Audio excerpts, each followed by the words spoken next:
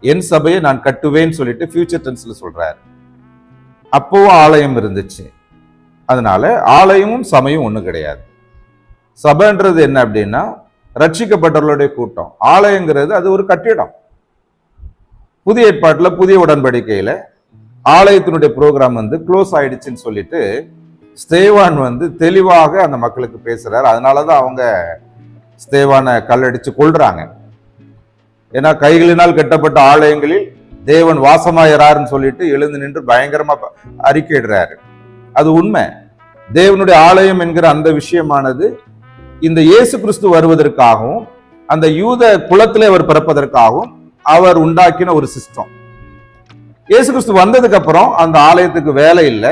அதனாலதான் ஸ்தேவான் எழுந்திருந்து சொல்றாரு, கைகளினால் கட்டப்பட்ட ஆலயங்களில் தேவன் வாசமாயிறார் அப்படின்றார். ஆலயம் வேறு, சபை வேறு.